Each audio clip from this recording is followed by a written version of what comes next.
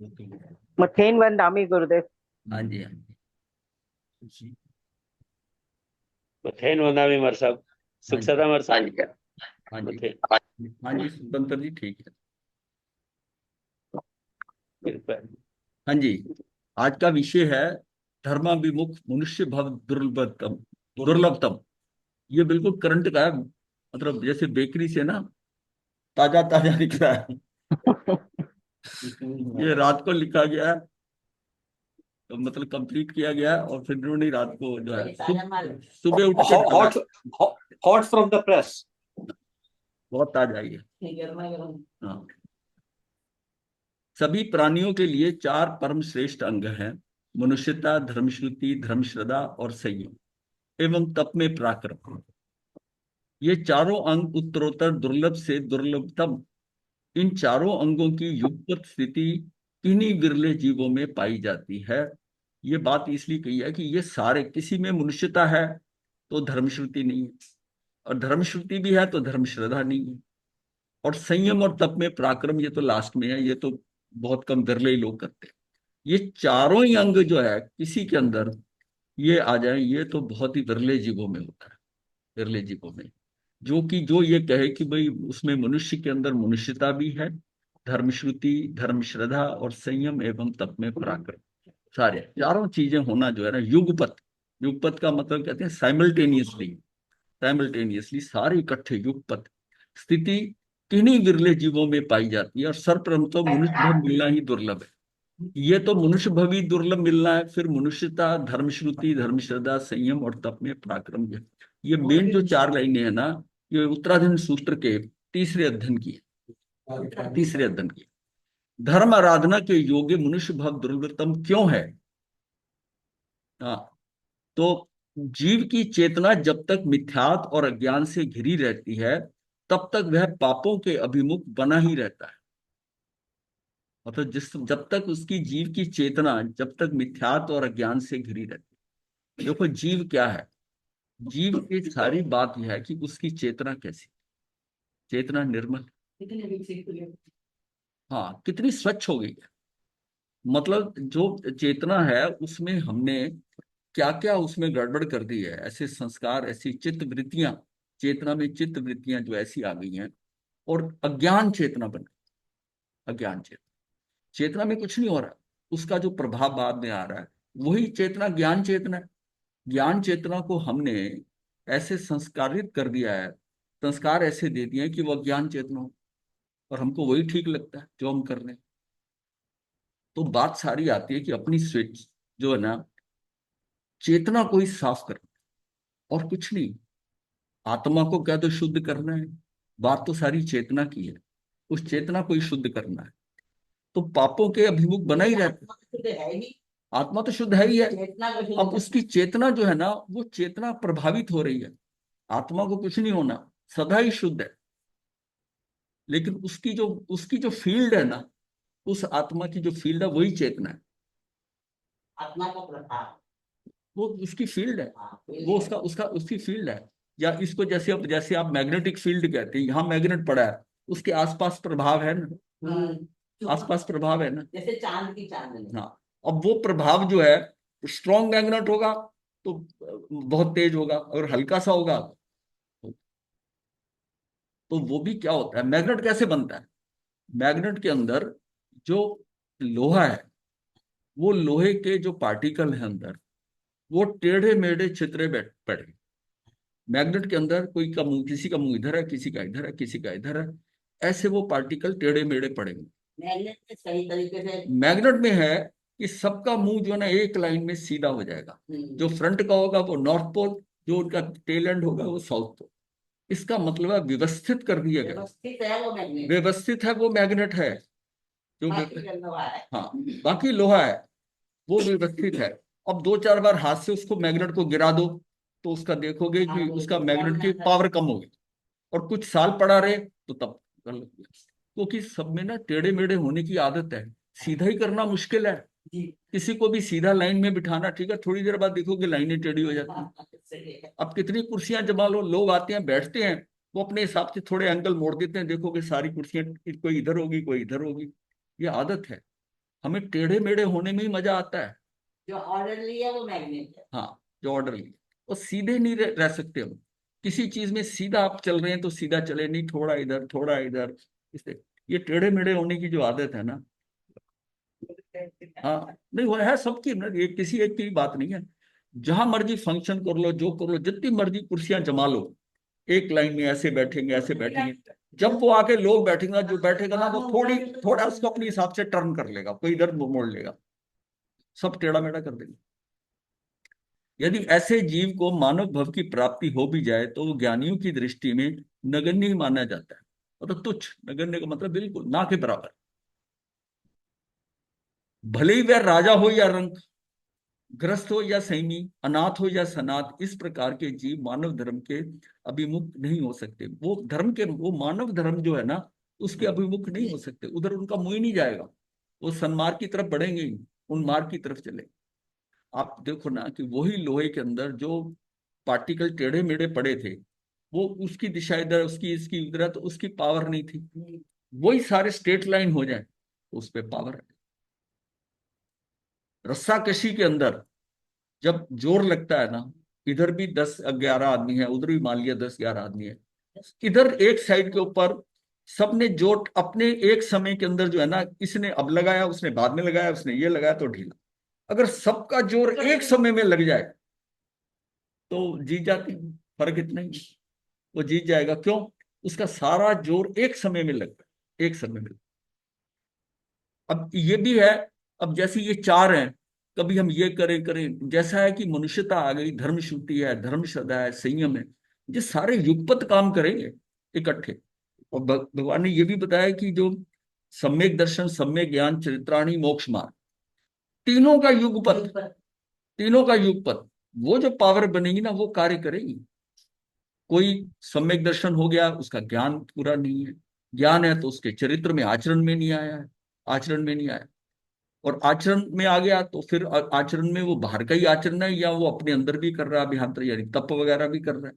तो ये सारा मिलाकर जब चीजें पूरी होती हैं, वो भी चार, उसकी चारों की चारों पूरी हो जाएंगी, तो जीव मुक्ति के मार्ग पे बढ़ेगा ही बढ़ेगा, भले ही वह राजा हो या रंग। अच्छा, इस प्रकार के जीव मानव धर्म के अभिमुख नहीं हो सकते। मनुष्य भव की उपयोगिता से अनभिज्ञ होने के कारण उस जीव को सर्वोच्च भव मिला या ना मिला एक समान होता है। मतलब जो मनुष्य भव और मिला या नहीं मिला एक बराबर। मतलब अगर देखिए जीवों में क्या है, कि हर जीव के अंदर जो है आहार, आहार का जैसे चारों संज्ञाएं हर जीव में हमने जाना था, आहार संज्ञा, भय संज्ञा, मैथुन संज्ञा और परिग्रह संज्ञा, चारों में है। और अगर मनुष्य को लेते हैं तो आहार, भोग और निद्रा, यही चल रहा है ना, इसी में सारा टाइम जा रहा है। ये भी पशु भी करते हैं। अगर धर्म की तरफ वो नहीं अभिमुख होता, धर्म पे अभिमुख हो सकता है, इसलिए वो पशु से अलग है, जानवर से अलग है, मनुष्य अलग है, क्योंकि ये काम वो कर सकता है, और हमेशा वही काम करना चाहिए जो दूसरा नहीं कर सकता, कोई और नहीं कर सकता। और उसमें आपका सामर्थ्य है, आपका सामर्थ्य है, उस हिसाब से आप कार्य कर सकते। मनुष्य भव की उपयोगिता से अनभिज्ञ होने के कारण उस जीव को सर्वोच्च भव मिला या ना मिला एक ही समान है। अगर वो धर्म के अभिमुख नहीं होता तो उसका मतलब है कि मनुष्य बन गया या बन गया, कोई फायदा नहीं। जैसे कि किसान को, कृषक को भूमि मिल जाए तो पथरीली भूमि किस काम की। अब किसी किसान को जगह दे दी और पथरीली दे दी, ओके, मैं क्या करूंगा इसका। भूमि मिले तो उपजाऊ, अर्थात खेती बाड़ी के योग्य होनी चाहिए, नहीं तो बंजर पथरीली भूमि का मिलना या ना मिलना एक बराबर ही है। मनुष्य भव पाकर मनुष्यता नहीं आई तो पत्थरी है ना, तो पत्थरी है, नहीं तो बंजर पथरीली भूमि का मिलना या ना मिलना एक बराबर ही है। वैसे ही यदि मनुष्य में मनुष्यता ना हो तो वह जीवन किस काम का है। मनुष्य जीवन होने पर भी यदि अकर्म भूमि मनुष्य युगलिया बन गए, ये भी किसी काम का नहीं। अंतर्द्वीपित मनुष्य बन गए, जो तीसरे आरे के में बनते, ये भी प्रॉब्लम है। अपर्याप्त मनुष्य बन गए, अनार्य देश, अनार्य जाति, अनार्य कुल में उत्पन्न हो गए, विकलांग, मंद बुद्धि, रोगी, रोग एवं आंतक से आतंकित, महादंभी, एकांत मिथ्या दृष्टि, अक्रियावादी, हत्याप्रिय मानवों में मानवता उस स्तर की नहीं होती जिस स्तर की मानवता साधना के, विशेषतः मुक्ति मार्ग की साधना के लिए जो अपेक्षित होती है। जो मुक्ति के मार्ग के लिए साधना चाहिए, ये सब अगर मतलब मनुष्य भव मिल भी गया, ये सब कुछ मिल गया, ये तो किस काम की, किसी काम की। जिस मानवता में श्रुत धर्म और चरित्र धर्म पनप सके और विकास कर सके, वैसी मनुष्यता का उपलब्ध होना अति अति दुर्लभ है। जिसमें कि वो शुद्ध, जिस मानवता में शुद्ध धर्म और चारित्र धर्म ये पनप सके और विकास कर सके, वैसी मनुष्यता का उपलब्ध होना अति अति दुर्लभ है। जिस मनुष्य को वह मनुष्यता भी मिल गई, अर्थात जिसके लिए दुर्लभ भी सुलभ हो गया, उसके लिए भी धर्म का सुनना अति दुर्लभ है। अब दूसरी स्टेज आ गई, धर्म श्रवण। रुचि नहीं जागी। श्रोतेंद्रिय सदैव सुनने के लिए लालायित रहती हैं। स्त्री कथा, भक्त कथा, राज कथा, देश कथा, दूसरों को रुलाने वाली सुकोमल कथा, यानी भावना, ऐसे भावनात्मक करके आंखों से आंसू भी आ जाए अगले के, वो बड़ा खुश होता है। मैंने ऐसी कथा सुनाई, लोगों के आंसू आ गए। सम्यक दर्शन को नष्ट करने वाली कथा तथा चरित्र संयम को नष्ट करने वाली कथा, ये सब भी कथाएं हैं। वी कथाओं में रमा हुआ मन धर्म तत्वों को सुनने के लिए कभी तैयार नहीं होता। वी कथाएं मधुर अवश्य लगती हैं, परंतु इनका परिणाम विमुखता एवं प्रमादाचरण के अतिरिक्त और कुछ नहीं होता। अब इसमें आनंद ज्यादा आता है और धर्म श्रुति में नहीं आता, तो ये भी किसी काम की नहीं, ये किसी की। धर्म तत्व सुनने की रुचि प्रत्येक मानव में नहीं हो सकती। जिनका अंतःकरण हाँ, कोई भी कथा हाँ, है तो वो अतीत की, नहीं करंट की भी हो सकती है, वर्तमान क्योंकि लोग अभी अभी घटना घटी अभी सुनाने लग जाते हैं। ज्यादातर अतीत की होती है। हाँ, कथाएं, कहानियों को, अगर कहानियां आपको कथा आप कहते हो, काल हो गया, जब उसको उसकी चर्चा करते हैं तो क्या हम भूतकाल में जा रहे हैं, वर्तमान से हट रहे हैं? आप अपना समय तो खराब कर ही रहे हो, दूसरे का भी कर रहे हो जिसको सुना रहे हो, और उसके कान में कचरा डाल रहे हो। वो निकलेगा नहीं, वो निकलेगा नहीं। अगर उसके सुनने से वो आत्मा में पहुंच जाए तो ठीक है, क्या ऐसा हो सकता है? कैसे नहीं, उसकी तो बात ही नहीं हो रही है। मतलब उसको सुनने के अंदर, उसको तो भी कथा सुनने में आनंद आ रहा है। धर्म की सुनने की तो मन का धर्म तत्व सुनने की रुचि प्रत्येक मानव में नहीं होती। तत्व की बात है, तत्व की। जिनका अंतःकरण धार्मिक भावना से भावित होता है, वही मनुष्य धर्म की बात सुनता है। यहाँ बैठे हैं जैसे, तो वो जरूर जो ना यहीं बैठा हुआ हो, सुनने वाला कहीं और बैठा हुआ है। हमारे कॉलेज में एक मेरे साथ एक बैठ रहा था स्टूडेंट, वो प्रोफेसर पढ़ा रहा है और वो अपना नॉवल पढ़े जा रहा है। हाँ, तो ठीक, ऐसे ऐसे ऐसे होते हैं। हाँ, मैं कह रहा हूँ लगे सुन रहा है, लेकिन वो नहीं सुन रहा, नहीं सुन रहा, समझ ही नहीं आ रहा, उसे पता ही नहीं है उसका, वो लिंक ही नहीं कर पा रहा कि क्या बोला जा रहा है। मनुष्य धर्म की बात सुन सकते हैं, मनुष्य प्राप्त होने पर भी धर्म वाणी का सुनना अति दुर्लभ है। बात तो ये है। जिससे सुनकर जीव अहिंसा, क्षमा एवं तप को ग्रहण ग्रहण कर तथा वैर विरोध को मन से निकालकर शांति को स्वीकार करते हैं। सुनने में एक नहीं 13 विघ्न बतलाए गए, 13 तरह के विघ्न आते हैं सुनने, जैसे कि हाँ, हाँ, आलस्य, आलस्य है कि धर्म सुनने के लिए उद्यम ही नहीं करना, उद्यम ही नहीं करता। मोह है, संसारिक कार्यों में व्यस्तता में उलझे रहना, मैंने वहां जाना है, मैंने ये करना है, मैंने उसका ये करना है, बच्चों का ये करना है, वो सारा जो है वो संसारिक कार्यों की व्यस्तता में उलझे रहता है।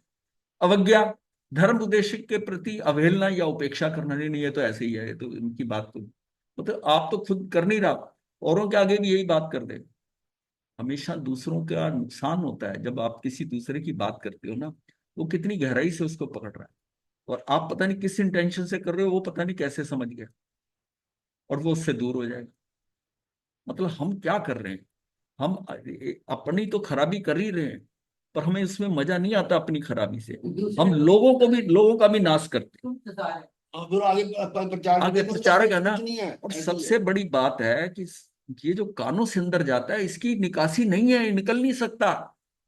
एक बात किसी के प्रति जो बात जम गई, जो चली गई, वो कैसे निकलेगी? कोई रास्ता मुझे बताओ, सिवाय इसका है कि उसकी स्मृति जो है ना विस्मृत हो जाए, भूल जाए, बात लगाए। वो भूला है लेकिन पड़ा हुआ है, उसको ध्यान में नहीं आ रहा, कभी भी वैसा रेफरेंस आएगा तो उसको एकदम आ जाएगा। इसका मतलब पढ़ा तो था, पढ़ा था, सुप्त पढ़ा था, जागृत नहीं था, पर पढ़ा तो था। अंदर हमारा, अंदर हमारी स्पेस है। अब जैसे सामान होता है, आप कहते हो मुझे नहीं रखना, मेरे घर में जगह नहीं है। अब ये कानों से आप समझते हो कि आपके पास बहुत जगह है। ये भी जो शब्द भी है ये भी पौद्गलिक है, हाँ, सिर्फ ये अंदर इनका भी स्थान है। स्टोर की शेल्फ लगे हुए हैं, उस शेल्फ में जाके शब्द पढ़े जाते हैं।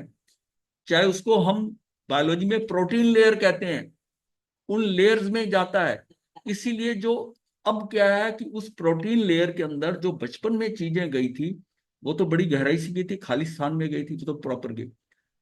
और अभी जो अभी अभी हो रहा है उसको जगह नहीं मिल रही। मैंने सुबह नाश्ते में क्या खाया, 2 घंटे बाद पूछो उसको सोचना पड़ता है, भूल गया। आज कल रात को शाम को डिनर में क्या खाया था उसको ध्यान नहीं है। अब वो क्या है कि वो स्पेस नहीं है, जगह की जगह नहीं है। अब आप देखोगे जब जो जो आयु बढ़ेगी ना, वो प्राइमरी क्लास के उस स्टूडेंट, उनके नाम भी याद आएंगे, वो भी बातें आएंगी। स्पेस जो है, स्पेस कैसी होगी कि अब आप नई चीजों को रखने के लिए जगह ढूंढ रहे हो, और जगह ढूंढते ढूंढते वो चीजें हिल जाती हैं, वहां फिट करनी है। तो वो जब हिलती है तो आपको एकदम ध्यान में आता है, अरे हाँ उस लड़के का ये नाम था, वो ऐसा था, उसने मेरे साथ ऐसा किया था, दूसरी क्लास में, तीसरी क्लास में। वो सब जो आज तक आपको पिछले 60 साल 70 साल से याद नहीं आई, वो अब याद आ रही। हाँ, एकदम आ जाएगी। ध्यान में बैठ के देखो, आ जाती, सारी निकल के आ जाएंगी। मतलब हम जिसको, जिसके कानों में ये डाले हैं, विष डाल रहे हैं, विष डाल। अगर उसको बस उसके काम की बात अप्रोप्रिएट, उसकी स्पेस है ना, अगर आदमी धर्म सुनने लग जाए तो उसकी धर्म की बातें ही उसकी स्पेस में जाएंगी। वो कहता मैंने कुछ और सुनना ही नहीं, मैंने किसी से बात ही नहीं करी, तो उसकी स्पेस रहेगी। और अदरवाइज क्या है कि अगर वो बातें करता है ज्यादा, अब इसलिए कहते हैं मौन ज्यादा, कम बोलो, जितना आवश्यक है उतना बोलो। आप बोलोगे आपकी ऊर्जा जाएगी, जो सुनेगा उसके कान में जाएगी, फिर जो सुनेगा वो आपको भी कुछ सुनाएगा। ये रेसिपी, ये चलता रहता है। एनर्जी भी वेस्ट करती है। अब कुछ लोग ऐसे होते हैं, सुबह अखबार पढ़ते हैं, न्यूज सुन ली, और दिन भर जहां जाएंगे ना वो न्यूज ही बोलने लग जाएंगे। आज वो आया, पढ़ा तुमने अखबार में, ये पढ़ा था, बताइए क्या है बोलने। मतलब हम कहाँ अपना वो, अपना भी समय बर्बाद करते हैं। औगे के ऊपर 3 आंटे की बजाय 4 लगा दिए तो इसका दंड है। तो इसका कितना दंड होगा, इसका कितना, एक एम्बिल का दंड आता है ना, कि मतलब 3 लगाए थे, चौथा लगाने में जो टाइम वेस्ट किया उसके लिए एक एम्बिल का दंड है, इतने समय के लिए दंड है। तो कितना होगा, 1 घंटा 2 घंटा, हमें पता ही नहीं चलते कितना दंड होना चाहिए। तो कचरा है, मीठा सारा कचरा है, और उतना दिमाग भारी होता है। ये सुनने की इसकी भी क्षमता है, इसकी भी क्षमता है, बोलने की भी क्षमता है, बोलने की। धर्मोपदेशक के प्रति अवहेलना या उपेक्षा करना, स्तंभ, जाति कुल विद्या एवं तप आदि का अहंकार करना, क्रोध, धर्मोपदेशक के प्रति प्रीति के स्थान पर कोप का होना, विमुख रहना उससे, प्रमाद, कर्तव्य विस्मृति, निद्रा, विकथा में रम जाना, ये प्रमाद है। अनुत्साहित रहना, उद्यमी नहीं करना किसी अच्छे कार्य के लिए।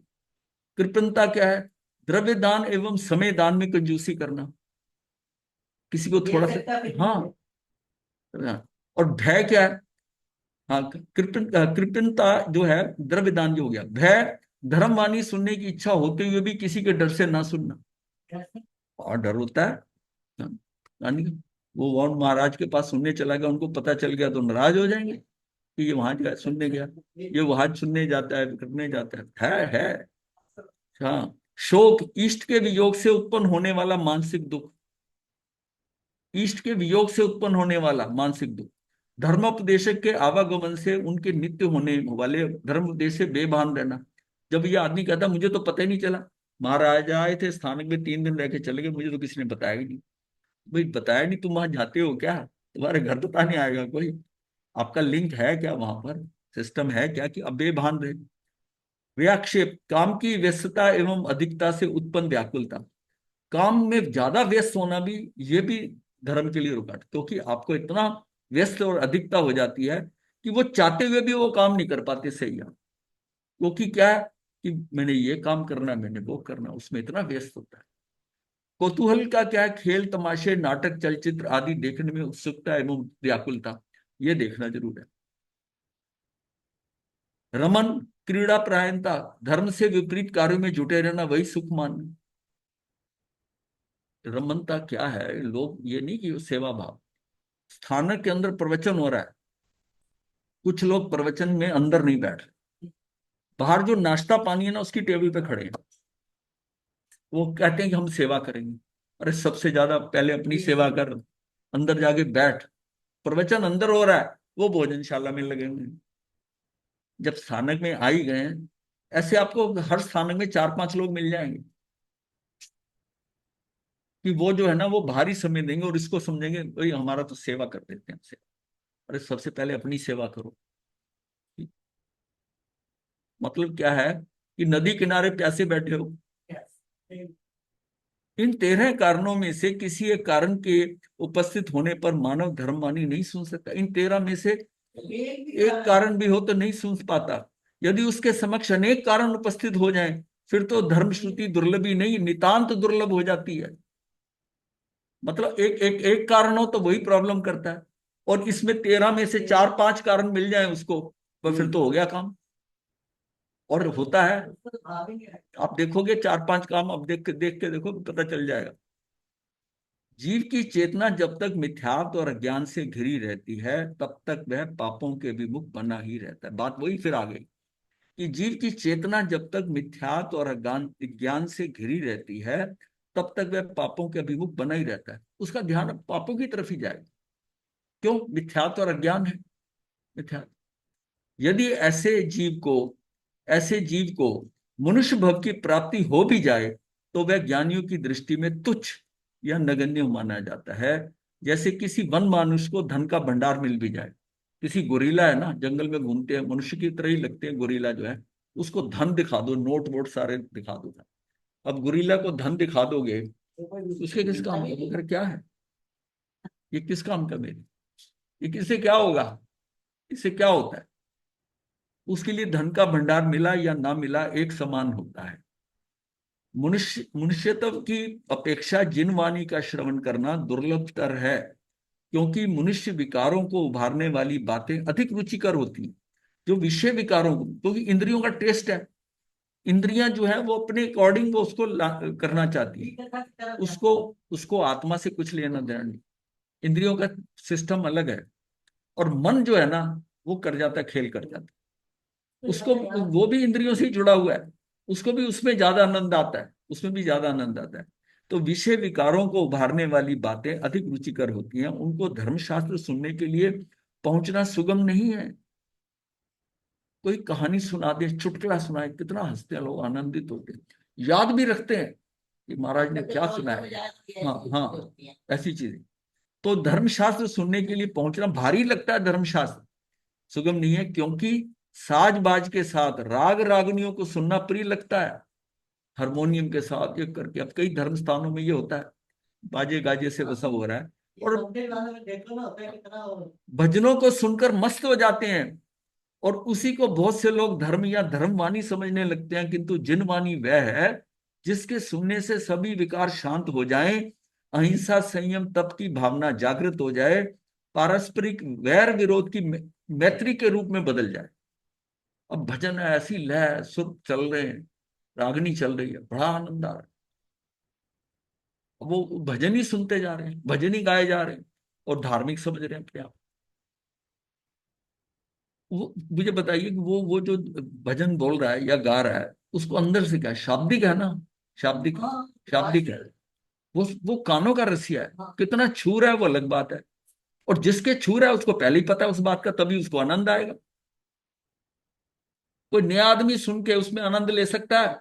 जिसको उन शब्दों का उसका पता उसको ऑलरेडी है, उसको सुनने का आनंद आ रहा है। वो सुने या ना सुने इतना फर्क नहीं पड़ता। मजा तो तब है कि एक नया व्यक्ति पहली बार आया और सुने, बोले वाह क्या, तब बात उसका प्रभाव हो, चाहे वो शब्द ना समझे तो भी उसको आनंद है, उसको आनंद है। जागृत हो जाए, पारस्परिक वैर विरोध मैत्री के रूप में बदल जाए, ऐसा परिवर्तन लाने वाली जिन वाणी का सुनना मनुष्य तत्व के होते हुए भी अत्यंत दुर्लभ है। जिनवानी सुनने पर भी उस पर दृढ़ श्रद्धा का होना और भी दुर्लभ है। अब तीसरा स्टेप आ गया, क्योंकि अधिकतर लोग मिथ्यात्व के दलदल में फंसे रहते हैं। मनुष्य जब तक मिथ्यात्व का सेवन करता रहता है तब तक उसको सम्यक दर्शन का उदय नहीं हो पाता। बात तो मिथ्यात्व है तो सम्यक दर्शन नहीं हो पाता। सम्यक दर्शन के अभाव में श्रद्धा का जागना अति दुर्लभ है। अनेक अवसरों पर धर्मवाणी सुनकर भी मनुष्य के जीवन में सम्यक दर्शन का द्वार बंद रहता है। ये दोनों चीजें इकट्ठी हैं। जितनी जितनी श्रद्धा बढ़ेगी सम्यक दर्शन की तरफ बढ़ेगा, सम्यक दर्शन होगा श्रद्धा बढ़ेगी, सम्यक दर्शन दोनों बड़े सपोर्टिव हैं। दर्शन मोहनीय कर्म का ऐसा है दर्शन मोहनी में, और दर्शन मोहनी खाली नहीं। हमने 23वां क्रम प्रकृति पद जाना था ना, कि पीछे क्या है, अज्ञानता और अदर्शन। मतलब अज्ञान कब होता है, जब ज्ञानावरणी कर्म का उदय होता है, तो दर्शनावरणी कर्म का भी उदय होता है। इसका मतलब अज्ञान में भी जाएगा, अदर्शन में जाएगा, तो दर्शन मोहनी का भी उदय होता है, और जीव मिथ्यात्व में जाता है, मिथ्यात्व में जाता है। तो खेल तो वहां से चल रहा है ना। इसका मतलब अज्ञानता जो है ना वो उसमें फंसी हुई है, और जब तक अज्ञानता तब तक मिथ्यात्व रहेगा ही रहेगा। सम्यक दर्शन के अभाव में श्रद्धा का जागना अति दुर्लभ है। अनेक अवसरों पर धर्मवाणी सुनकर भी मनुष्य के जीवन में सम्यक दर्शन का द्वार बंद रहता है। अंतर्द्वार खुलने पर ही आत्म तत्व या कहें कि परमात्म तत्व की अनुभूति हो सकती है। अतः धर्म श्रद्धा का द्वार खुलने पर ही सुनी हुई जिनवाणी आत्मा तक पहुंच पाती है। जब तक वो दरवाजा नहीं खुलेगा, धर्म श्रद्धा का द्वार खुलने पर ही सुनी हुई जिनवाणी आत्मा तक पहुंच पाती है। श्रद्धा परम दुर्लभ है। जब तक अज्ञानता रहती है तब तक उस अज्ञानता को मिटाने की कोशिश भी नहीं करता है, कोई उसको वो ज्ञानता थोड़ी समझ रहा है। समझता नहीं है। जो जो जो उसको पकड़े हुए उसको गलत थोड़ी समझ रहा है। ठीक है ना। जब ज्ञान आता है तब उसे नजर आता है कि यहाँ भूल हो रही है, वहां अज्ञानता निकलेगी। और श्रवण करने से, हाँ, सुनने से। हाँ, समझे नाने भी नाने। हाँ, सबने सुनने से भी नहीं होगा जब तक उसका विज्ञान नहीं होगा। विन्नाने से काम होगा, खाली सुनने से नहीं होगा। लेकिन यह है कि विज्ञान भी तो तभी होगा जब सुनेगा जब सुनेगा। लेकिन खाली सुनकर वो थोड़ा पांडित्य आ सकता है। हमारे पास ऐसे लोग आते थे, बैठते थे, ऐसे प्रवचनकार श्रावक थे, मतलब वो कैसी कथा, मतलब साधु संतों से मिलकर कुछ उसके, और वो आप साथ आधा घंटा एकदम प्रवचन दे सकते हैं। आप कहेंगे ना, लच्छेदार बातें और धर्म की बातें, ऐसी बात नहीं है, ऐसी सुक्तियां ऐसी बातें करते हैं, लेकिन कहीं पहुंचे नहीं हुए।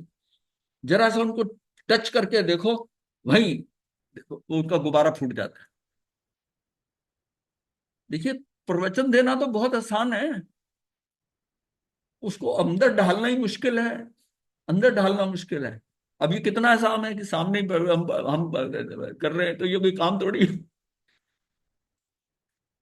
अतः धर्म श्रद्धा का द्वार खुलने पर ही सुनी जिनवाणी आत्मा तक पहुंच पाती है। श्रद्धा परम दुर्लभ है। जिनवाणी पर श्रद्धा होते हुए भी कुछ व्यक्तियों का भौतिक सुखों में से लगाव बना ही रहता है। सुखों से छूटना असंभव होता है। ऐसे व्यक्ति चरित्र में रुचि होते हुए भी चरित्र को ग्रहण नहीं कर पाते, अर्थात उनके आचरण में परिवर्तन नहीं हो पाता। वो अच्छा समझ भी गए, श्रद्धा भी होगी, अब वो आचरण के अंदर चीज है ना, वो आचरण बदल नहीं पा रहे, जान रहे हैं कि गलत है। अब नशा करने वाले को पता है ना कि नशा करना गलत है, वो अपने बेटे को बच्चे को भी कहता है तुम मत करना।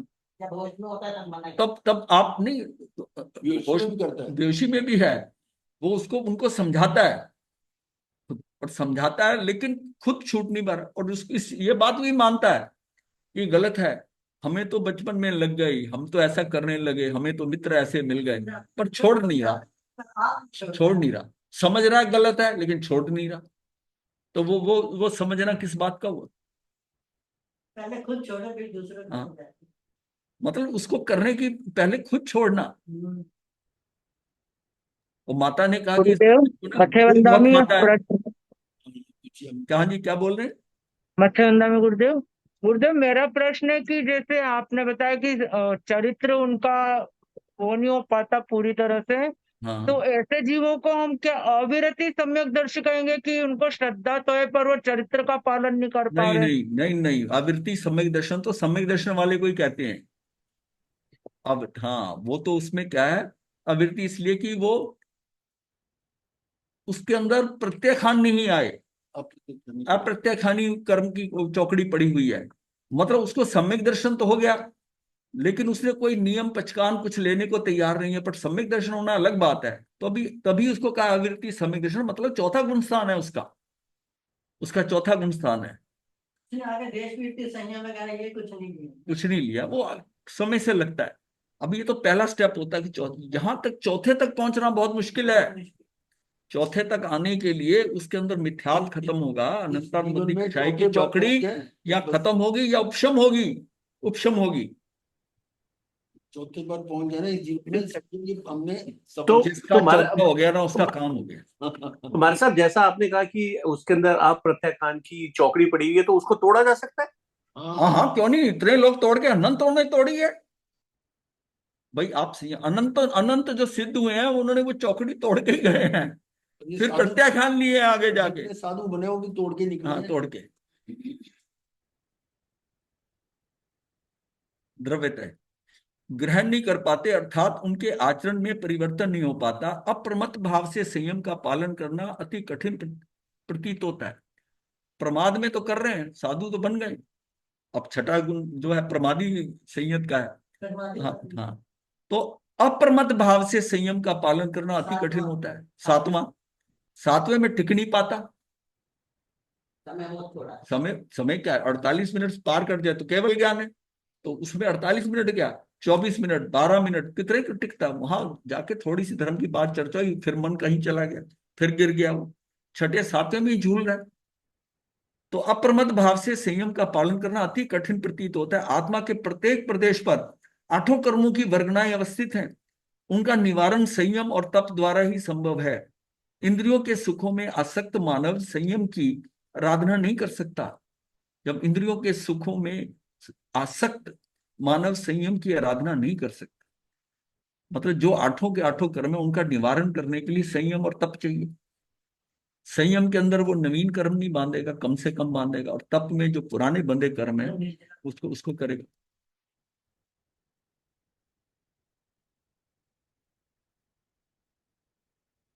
तीर्थंकरों या अरिहंतों द्वारा बताए गए मोक्ष और मोक्ष के उपायों में पूर्ण श्रद्धा रखना ही धर्म श्रद्धा है। सत्य को असत्य और असत्य को सत्य समझना, तत्व को अतत्व और अतत्व को तत्व मानना मिथ्यात्व है। क्योंकि जिसका दृष्टिकोण मिथ्या एवं विपरीत होता है उसमें प्राय असत्य आग्रह होता है। असत्य का आग्रह करता रहता है, उसको पता है मैं गलत हूं फिर भी कहेगा यही ठीक है। और असत्य का आग्रही यानी कि तत्वार्थ की बात सुनकर भी उस पर श्रद्धा नहीं कर पाता, उसको श्रद्धा नहीं होती। ये उसका कसूर नहीं है, उसकी अंदर की चेतना ऐसी है। किसी व्यक्ति को वो समझ नहीं आ रही, किसी को नहीं हो रहा, तो उसकी स्थिति ऐसी है जिसको प्रवचन सुनकर हॉल से निकलते हुए वो भूल जाता कि क्या बताया था। ये भी उसका क्या है, ये उसका विज्ञानावरणी है। जो ज्ञानावरणी कर्म के अंदर पांचों इंद्रिय का विज्ञान है, वो बहुत हल्का है। हाँ, मतलब सुने हुए को भी वो रख नहीं पाता अपने पास, उसका विज्ञान उसका उपयोग ही नहीं कर पाता अपनी। एक सुनकर जो बात ध्यान में रहेगी, हाँ ये सुनी है, भूल जाता। ये उसका विज्ञान, विज्ञान कितना हल्का है, सारा खेल विज्ञान का है। ज्ञान ज्ञान जो है सुनते हैं, उसके बाद विज्ञान पुष्ट होता है। और इसलिए पांचों कर्मों के साथ में ये विज्ञानावरणी कर्म के ये पांच कर्म भी लगाए जो एक्चुअल प्रैक्टिकल है, विज्ञानावरण। क्योंकि जिसका दृष्टिकोण मिथ्यात्व एवं विपरीत होता है उसमें प्राय असत्य आग्रह होता है, और असत्य का आग्रही जो है ना तत्वार्थ की बात सुनकर भी उस पर श्रद्धा नहीं कर पाता। मिथ्या दृष्टि मनुष्य पांच प्रकार के होते हैं, जैसे कि अभिग्रहिक, अनभिग्रहिक, अभिनिवेशिक, सांशयिक और अनाभूत। ये पांच मोटे हैं, वैसे कई जगह ज्यादा भी आते हैं मिथ्यात्व के। ये हाँ, ये मोटे मोटे लिए गए हैं जिसमें हाँ ज्यादा है इसके। वो मिथ्यात्व को तो जितना मर्जी एक्सप्लेन कर दो, मिथ्यात्व क्या है। तो अभिग्रहित मिथ्यात्व तत्व की परीक्षा किए बिना ही असत्यांश का आग्रह करना। पूरा पता नहीं है, तत्व की परीक्षा नहीं किया और शेष सत्यांश का खंडन करना, नहीं ऐसा हो ही नहीं सकता, ऐसा ही है, असत्य के ऊपर आग्रह करना।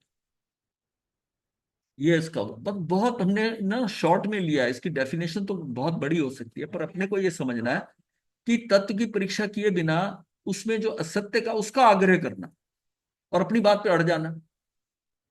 अनभिग्रहित मिथ्यात्व क्या, गुणों और दोषों की परीक्षा किए बिना सत्यांश और असत्यांश दोनों को समान समझना। ये भी ठीक है। हाँ ठीक है, हाँ ये भी ठीक है, दोनों, ये भी धर्म ठीक है, मेरा भी ठीक है।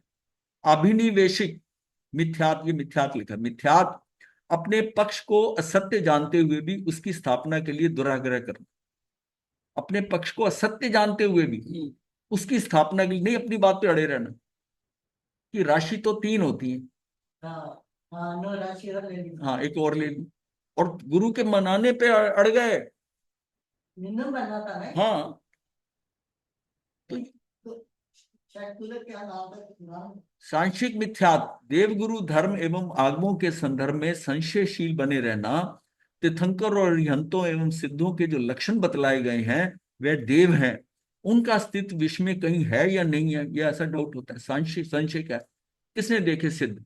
कौन कह रहा है, किसने देखा? अरिहंत। अब इस समय तो इस काल में तो ना अरिहंत है, ना तीर्थंकर है, ना सिद्ध दिखाए जा सकते। उनका अस्तित्व विश्व में कहीं नहीं है, मतलब लोक में यहाँ है ही नहीं है। आचार्य उपाध्याय साधु महाराज इन्हें गुरु कहते हैं। क्या पता गुरु के विशेष लक्षण किसी में है भी या नहीं, क्या पता संसार में कौन सा धर्म सच्चा है, कौन सा गलत धर्म है, उनमें कौन सी धारणा सत्य है और कौन सी असत्य है, कुछ पता ही नहीं चलता। अतः उन चारों विषयों में संदेह करते रहना, उनसे निवृत्ति का प्रयास न करना, किसी गुरु के समझाने पर भी संशयशील बने रहना, अब क्या होगा? ये संशय है। सबसे ज्यादा तो श्रद्धा की कमजोरी में संशय आते हैं।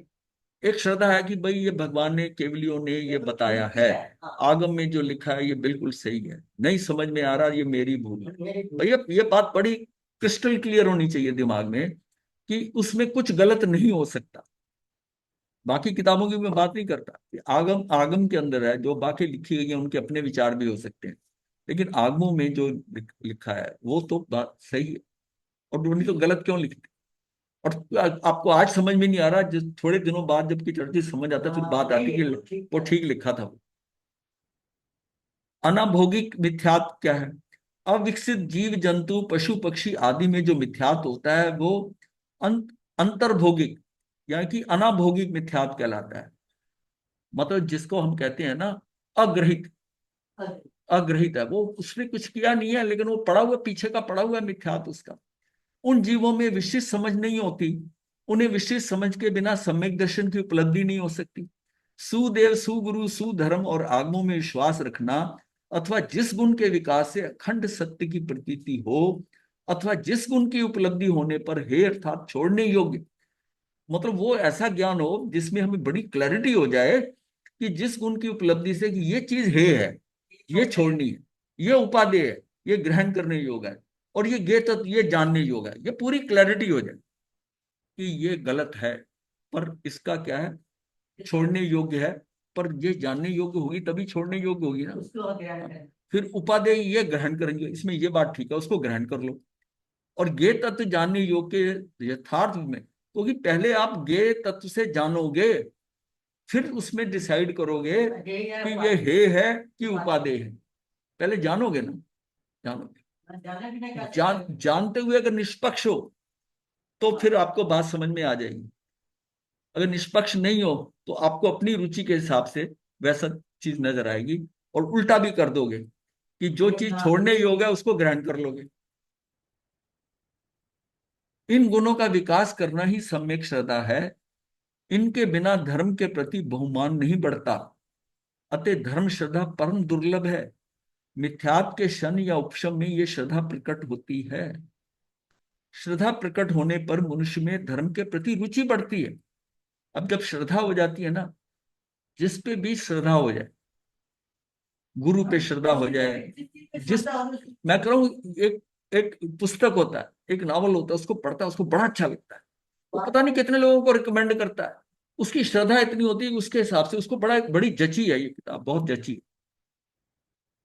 मतलब ऐसा भी देखा गया कि विपरीत ग्रंथ, जिस ग्रंथ में सारा कूड़ा करकट है, उसको भी एक संत ने इतना रिकमेंड किया, रिकमेंड करके और उस पर किताब लिख दी, और जब सारा कुछ उल्टा था उस, हाँ नाम नहीं लूंगा, बहुत ऊपर का संत, फिर उनसे उनसे बातचीत हुई, सब हुआ, फिर उन्होंने विड्रॉ करा काफी देर। जैन संत हैं। हाँ,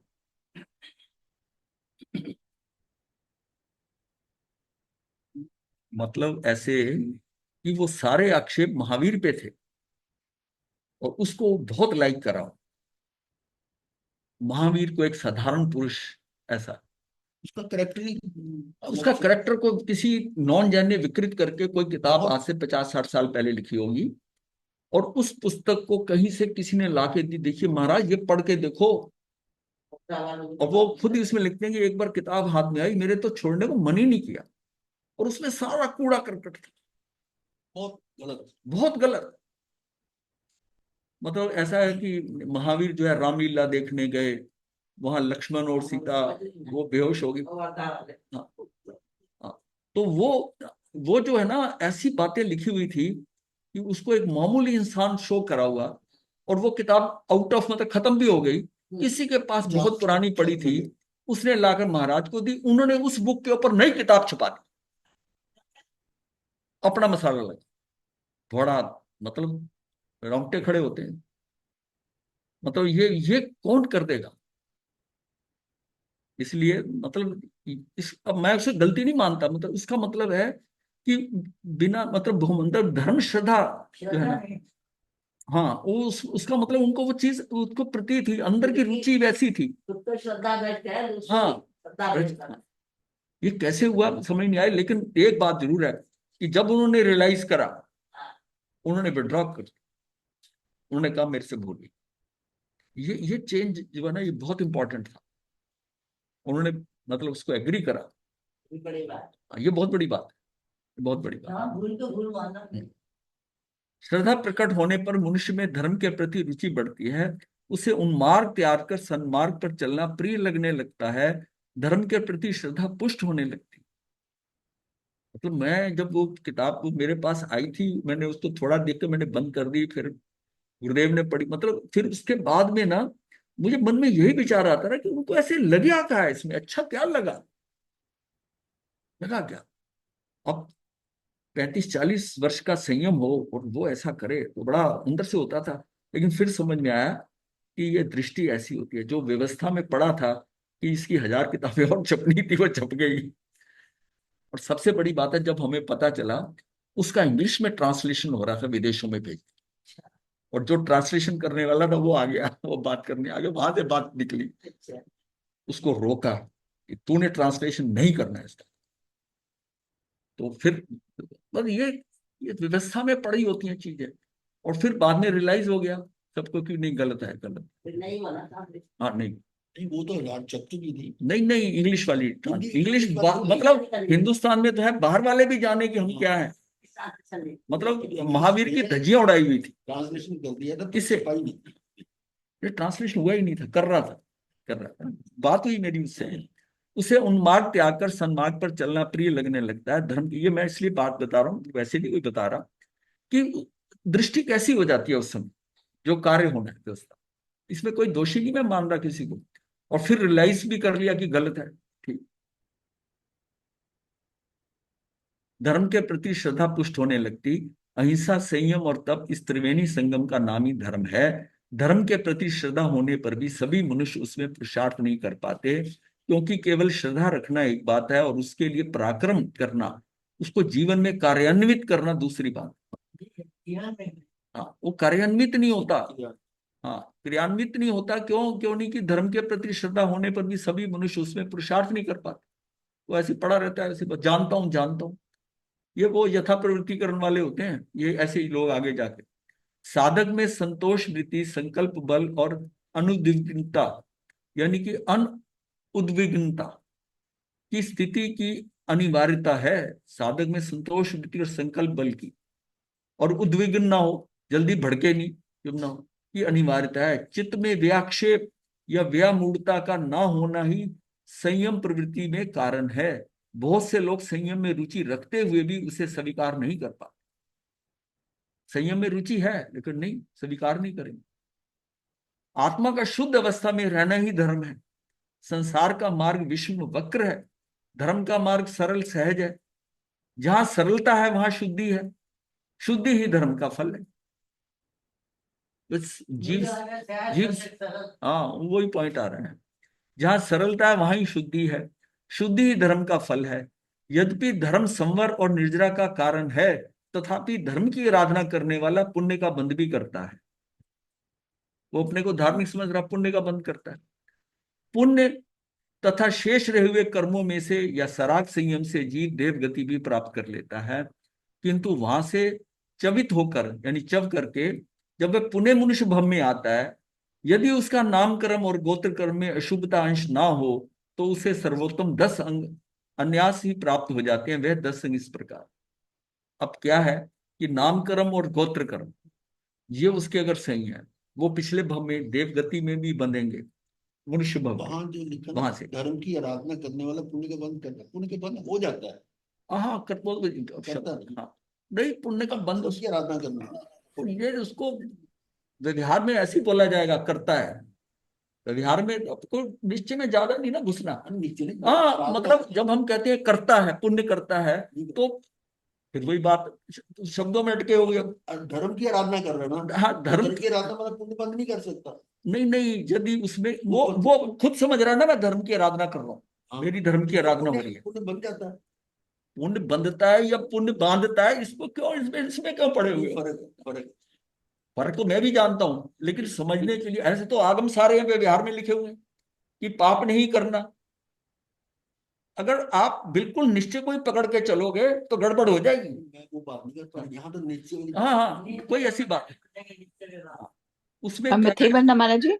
हाँ हाँ बोलिए। मथे मथे बनना महाराज जी। हाँ जी।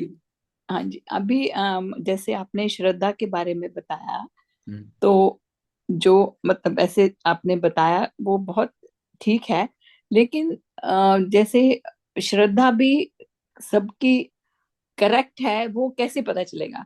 ये तो उस जैसे जीव फॉर पे पता चलेगा एग्जाम्पल ना। कि चार। श्रद्धा जो है, श्रद्धा का मतलब क्या है, किसमें श्रद्धा है? अब जो गलत काम नहीं करता नहीं है नहीं, उसकी भी जैसे श्रद्धा, गुरु वो कहता है गुरु मेरी श्रद्धा ठीक है। हाँ नहीं, गुरु उसका में उसका किसी जैसे उसकी गुरु उसका को ढूंढना दृष्टिकोण है। वही है ना। जी। सम्यक दर्शन क्यों कहा गया? इसका मतलब दृष्टि ठीक नहीं है। सम्यक दर्शन होने का मतलब है कि अब दृष्टि ठीक हो, अब उसके बाद में सारा धर्म भी वैसा होगा, दृष्टि ठीक हो गई। ये जो बात है ना, धर्म की आराधना करने वाला, अब धर्म कैसा किसको मान रहा है? संयम, संयम की आराधना नहीं करा। अब जो भजन गा रहा है, मंदिर में कर रहा है, वो तो धर्म की आराधना ही कर रहा है ना। नहीं, ये धर्म हाँ वो वाला पुण्य पुण्य बंद भी करता है, पुण्य बंद भी करता है, मतलब है कि उसका पुण्य बंद हो जाता है। अब इसको इसको हो जाता है, तो होता है। बात नहीं समझे आप। धर्म जो है ना, धर्म का मतलब वो नहीं है जो व्यवहार वाला धर्म है। ये उसी पे व्यवहार वाली की बात हो रही है, धर्म की आराधना कर रही है, क्योंकि वो ये है ना, जहां सरलता है वहां शुद्धि है, शुद्धि ही धर्म का फल है। वही है। यद्यपि धर्म संवर और निर्जरा का कारण है, तथापि धर्म की आराधना करने वाला पुण्य का, जब निर्जरा होती तो पुण्य का बंध भी हो जाता वो हो जाता है है, ना। हो जाता है ना। वही तो मैं कह रहा तो हूँ। हर जगह आया है कि जहां गेहूं उगता है उसके साथ भूसा भी आता है, वही तो बात। वही है, पुण्य का बंध भी करता है। अब आप कहते हो बहुत करता और होते को लेके पढ़ रहे हो ना, यही है। पर वो जब वो कर निर्जरा रहा है, निर्जरा कर रहा है, किसी चीज की धर्म की कर रहा है, तो उसका साथ, हाँ उसके साथ हो रहा है, उसका पुण्य भी बंद बंद करता है। ये बात पे जोर दिया जा रहा है कि निर्जरा करते हुए भी पुण्य का बंद भी हो रहा है, उसके ना चाहते हुए पुण्य का बंद करता है। अब करता है, करा उसको बांधता है। अब ये क्या फर्क है शब्दों का? अलग चीज है। आप शब्दों में अटके रहते हो। हटके नहीं है। पुण्य तथा शेष रहे हुए कर्मों से या सराग संयम से जीव देवगति भी प्राप्त कर लेता है, किंतु वहां से चवित होकर जब वह पुण्य मनुष्य भव में आता है, यदि उसका नाम कर्म और गोत्र कर्म में अशुभता अंश ना हो तो उसे सर्वोत्तम 10 अंग अनायास ही प्राप्त हो जाता। ये आपने पढ़ा था ना सारा पहले, उस टाइम नहीं समझ में आया ना? उस टाइम नहीं इस टाइम हाँ यही बात होती है। जब आपके पढ़ने में नहीं आया तो लिखने वाला कैसे लिख रहा है? वे 10 अंग इस प्रकार हैं। काम स्कंद अर्थात भौतिक सुख साधन, भवन खेत दास दासियां पशु स्वर्ण, ये क्या है, सारा कुछ उसको मिलता है देवगति के अंदर। हाँ नामकर्म क्योंकि पिछले भव में बनता है, इसका मतलब देवगति में गया है, उसमें वहां पर अगर विकृतियां आ गई, ये गड़बड़ कर दी, नीचे आके प्रॉब्लम होगी, नीचे आके प्रॉब्लम होगी। गड़बड़ अगर हुई है तो होगी, इसका मतलब वहां पर भी ये सारा क्यूमुलेटिव इफेक्ट होता है। जैसे ही वो देवगति में गया, जहां से गया उसमें क्या भाव थे। मान लिया इस भाव में उसने निदान कर लिया, साधु बनकर देव बन गया, वहां से जब फिर मनुष्य बना, निदान का प्रभाव आ गया, वो इफेक्ट कर रहा है ना। तो इसका मतलब है कि हमारा ये 10 के 10 मिलते हैं देवगति वाले को, पर उसको मिलते हैं जिसके कि बाकी कर्म ठीक है, स्पेशली नाम और गोत्र सारे सही होने चाहिए। तो उसकी वहां देवगति में भी उसको इस चीज का ध्यान रखना पड़ेगा। वो बात आ रही है, ये इसलिए किए जा रही है कि अगर मान लिया कि यहां से कर देव बन जाए, तो देव बनकर जब नीचे आता है तो उसको ये लाभ मिलता है, ये लाभ मिलता है। काम स्कंद आदि भौतिक सुख साधन, भवन खेत दास दासियां पशु स्वर्ण आदि, इन सब का समावेश काम स्कंद में हो जाता है। परिवारजन एवं बंधुजनों का सुसंयोग ये मिलता है, मित्रों की सुलभता मिलती है, उच्च गोत्र कारण सम्मानीय परिवार प्राप्त होना, यानी उसका जो परिवार भी जहां पर जन्म लेगा वो भी अच्छा होगा। उत्कृष्ट रूप लावण्य अर्थात सौंदर्य लाभ होता है, निरोगता व स्वस्थ शरीर का मिलना, विनीतता और अनुकंपा की उपस्थिति होना, कुशाग्र बुद्धि का होना, यशविकता मतलब यश वगैरह मिलना उसको, और बलवत्ता शरीर का बलवान भी होगा। ये वो देवगति से अगर आया है, हर देवगति से आने वाले का अगर हर का नहीं, जिसके वो नाम और गोत्र कर्म वो खराब नहीं किए, अशुभता नहीं आएगी, उसके साथ बाकी कर्म भी सही है, क्योंकि ज्ञान भी इसमें आ रहा है, कुशाग्र बुद्धि का होना। इसका मतलब वो तो सब चलिए, लेकिन अगर उसका नाम और गोत्र कर्म है तो गलत परिवार में चला जाएगा, और नामकर्म से उसको शरीर वगैरह वैसे मिलेंगे, नामकर्म से वो उसको शरीर होगा।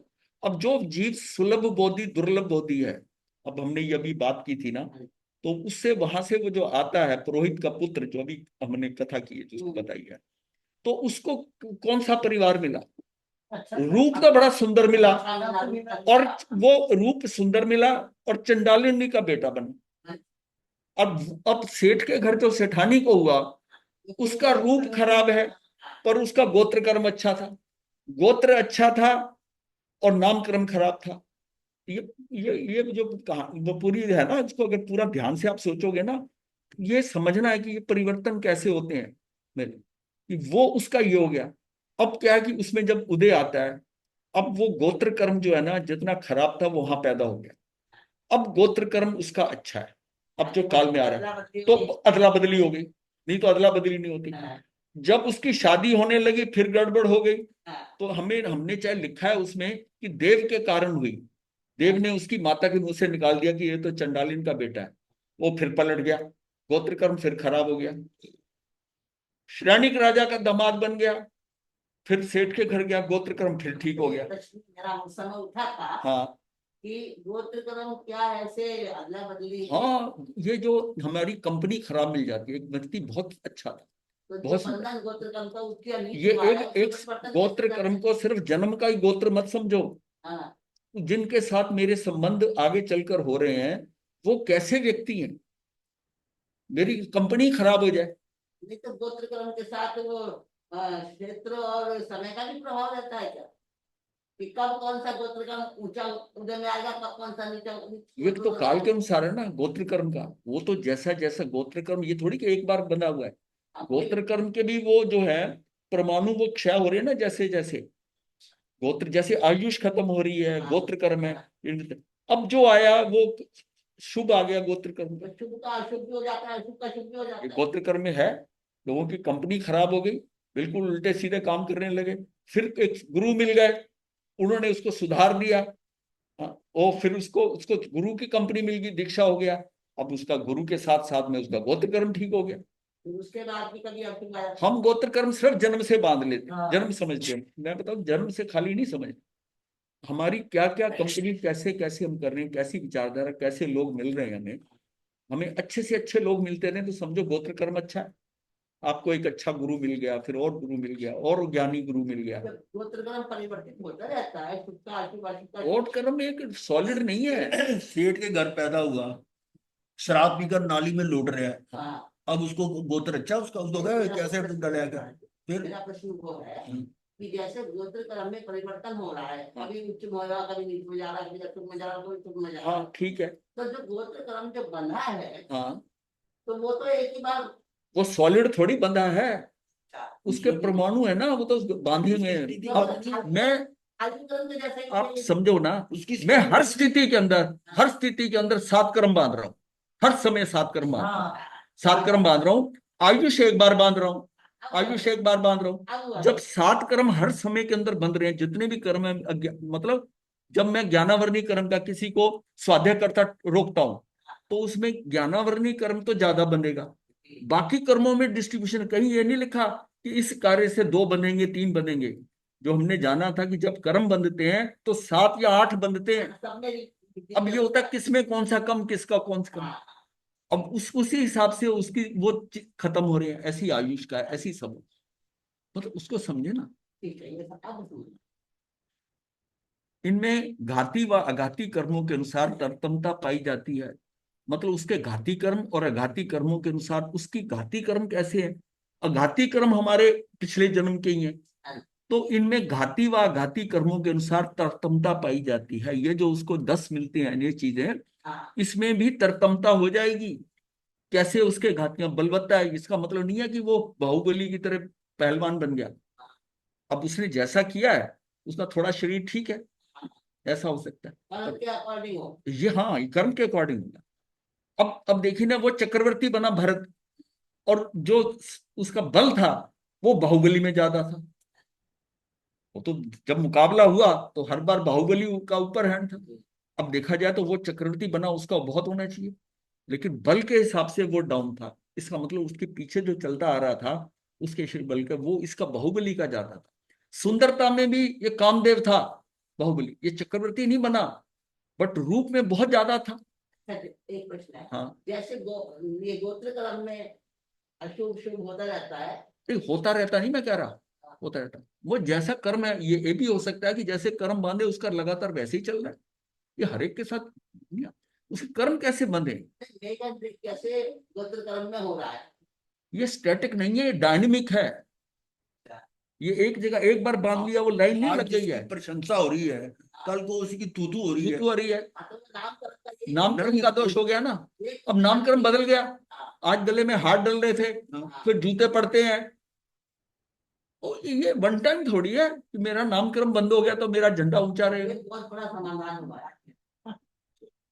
चलिए, चलो अच्छा। बताइए आजकल। उपरोक्त 10 अंगों में लगभग सभी संसारी सुखों का अंतर्भाव है, अर्थात भौतिक सुखों की सामग्री द्रव्यता उपलब्ध हो जाती है। भाव पुण्य उदय के सहयोग से यथा समय इन भौतिक सुखों की अपेक्षा करता हुआ त्याग के क्षेत्र में उतरकर वैराग्य का सहारा लेकर संयम और तप के द्वारा कर्मों पर विजय पाकर सिद्धत्व को यथा समय पा लेता है। ये इंपॉर्टेंट है ये, कि मतलब इससे तो आपको ये देवगति से आया, देवगति में नामक्रम, ये 10 की 10 चीजें मिल गई हैं उसको। अब सब संसारी सुखों का अंतर्भाव इनमें आ गया। ये 10 में सारा चीजें आ जाती है, संसार के सुख है, अंतर्भाव है, अर्थात भौतिक सुखों की सामग्री द्रव्यता उपलब्ध है, ये सारे द्रव्यता उसको मिल गए। अब बात आई भाव पुण्य उदय के सहयोग से यथा समय उन भौतिक सुखों की उपेक्षा करता हुआ, वो जो सुख मिले हैं, अब भाव का पुण्य उदय हो गया। भाव पुण्य उदय के सहयोग से यथा समय इन भौतिक सुखों की उपेक्षा करता हुआ त्याग के क्षेत्र में उतरकर, मतलब शालीभद्र, सब कुछ मिल गया, वो सब है। अब क्या हुआ, उसको सारे द्रव्य थे, सब कुछ मिल गया, सारा कुछ मिल गया। अब भाव पुण्य उदय हुआ कि श्रैणिक राजा जब घर में आता है तो उसके कारण अब उसका भाव पुण्य उदय हो गया, सारा सुख त्याग के आगे है ना। हाँ, तो भाव पुण्योदय के सहयोग से यथा संयम उन भौतिक सुखों की उपेक्षा करता है। अब भाव का पुण्योदय हो गया, द्रव्यता से तो मिला, द्रव्य पुण्य से मिला, और भाव पुण्य से जो है अब उसका त्याग भी कर सकता है। भाव भाव पुण्योदय में आ गया।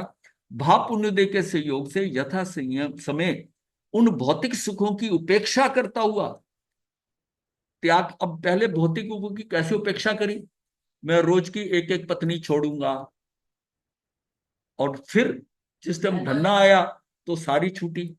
पहले क्या, ये कैसे होता है, ये त्याग का भी ये सारा सीक्वेंस उसके मन में ऐसे संस्कार आ गए थे। यथा समय इन भौतिक सुखों की उपेक्षा करता हुआ त्याग के क्षेत्र में उतरकर वैराग्य का सहारा लेकर संयम और तप के द्वारा कर्मों पर विजय पाकर सिद्धत्व को यथा समय पा लेता है। मतलब ये सारा देवगति से आया, नाम जो उठा, 10 के 10 ये चीजें मिली, ये उसके घाती घाती कर्मों के अनुसार तरतमता पाई गई। अब 10 अंगों से संसारिक सुख का अंतर्भाव हो गया, ये सारे सुख मिल गए उसको। लेकिन अब भाव पुण्य उदय हुआ, ये तो ये ना द्रव्य से तो समान मिलता है, भाव पुण्य उदय के सहयोग से, यानी क्या होता है, ये पुण्यानुबंधी पुण्य जैसा होता है। मतलब ये कहते हैं कि किसी का, मतलब किसी साधु को गोचरी बहराई और किसी भिखारी को रोटी दी, दोनों का रिजल्ट, हाँ फर्क आ गया ना, फर्क आ गया।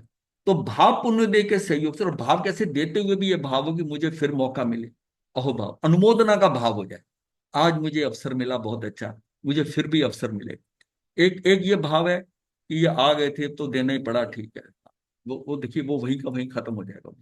लेकिन ये जो अनुमोदना का भाव है ये आ गया, तो त्याग के क्षेत्र में उतरकर वैराग्य का सहारा लेकर संयम और तप के द्वारा कर्मों पर विजय पाकर सिद्धत्व को यथा समय पा लेता है।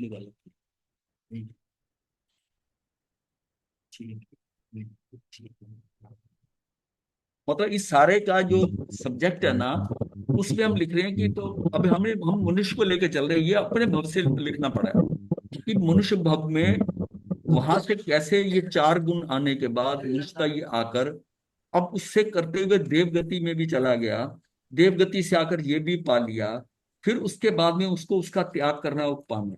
अब हम थोड़ा इसमें कंपैरिजन करेंगे कि अगर देवगति में नहीं जाता, देवगति जाने का क्या लाभ, अगर दूसरी गतियों में चला जाता तो क्या लाभ, क्या करते करते, और मनुष्य भव अपने को सब्जेक्ट लेके कि हमें जो कुछ मिला है, आर्य क्षेत्र और आर्य धर्म, ये दोबारा मिलना संभव है, और हम कैसे कैसे ये सब आए हैं, ये है, ये टोटल आधा हमने कर लिया है। ये बहुत इंपॉर्टेंट है, इसको ये मैं सब्जेक्ट लेना चाहता, हमने पहले लिखा है कि मनुष्य भव अति दुर्लभ, ये बहुत पहले हमने लिखा। अब ये धर्म में मनुष्य भव दुर्बलतम, मनुष्य भव दुर्लभ है, ये बात मानने की है, ये सारे धर्म कहते हैं कि मनुष्य भव जो है दुर्लभ है, पर धर्म में वो मुझे मनुष्य भव मिले जिसके कारण मैं मुक्ति के मार्ग पे आगे बढ़ जाऊं, वो बहुत कम है। मनुष्य तो मिलना, मनुष्य बनना आसान है उसके कंपैरिजन में, और अगर नीचे से देखते हैं, बाकी गतियों को देखते हैं, तो मनुष्य बनना भी बहुत मुश्किल है। लेकिन वो वही बात है कि किसान को जो है ना पथरीली भूमि दे दी, अब किसी को बंजर भूमि मिली, बंजर भूमि तो फिर भी ठीक हो सकती है, बंजर भूमि में वो अपना पुरुषार्थ कर कर उसको उपजाऊ बना सकता है। लेकिन अगर पथरीली भूमि मिली, वो किसान क्या करेगा। हम मनुष्य में आकर भी अगर हमें पथरीली, हमारा ऐसा हो गया, हम क्या कर पाएंगे, कुछ नहीं कर पाएंगे, जो कुछ पीछे किया था वो खत्म करके चले जाएंगे। और अगर मेरी भूमि बंजर है और एक व्यक्ति है उसको उपजाऊ मिली, हाँ उपजाऊ भूमि मिली, तो वो आते ही उसकी उसको उपजाऊ भूमि में उस कृषक को, मतलब उसकी तो आगे भी काम उसका अच्छा हो गया, और पहले से भी उपजाऊ मिली। तो यहाँ पथरीली भूमि मिल गई, तो पथरीली भूमि किसको मिली, जो धर्म की तरफ कदम ही नहीं बढ़ाता। मनुष्य भव में द्रव्य में इतना फंसा हुआ है कि उसको कदम ही बढ़ाने की इच्छा नहीं हो रही, तो उसको तो पथरीली भूमि मिली है, मिल तो गई है पर पथरीली मिली है, बस वो मनुष्य भव बेकार का मिला है।